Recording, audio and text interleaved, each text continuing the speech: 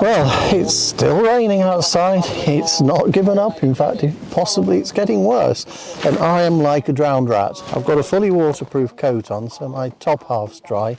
But with a small amount of wind blowing, it's actually made my trousers sodden.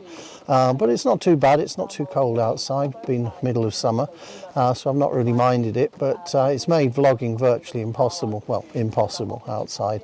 I've taken some pictures just down here on the beach of some stones that people have set into the foreshore. At least when it was the foreshore, it's now higher water level than I've seen it for some time.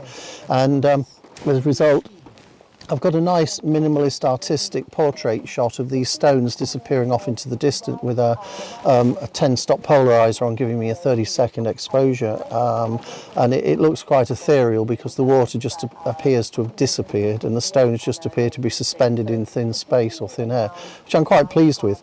And just about 150 yards that way there's a little stream running across, which I'll put footage in. I've taken quite a bit of B-roll with my A7R4 because I could only have one camera with me, of that water. It's absolutely amazing the amount of power in that water, and I've taken some long, short, medium length exposures both up and down the stream and the little bridge that goes over it, and I'm quite pleased with those. And that woman can stop talking over me, I think would be best.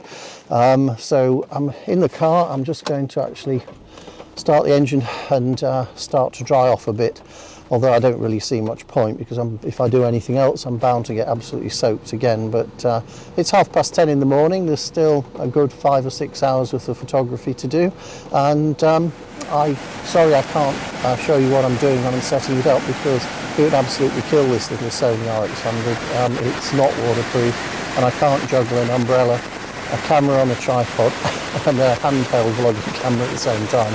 Not enough arms, unfortunately. I'd like to, but I can't.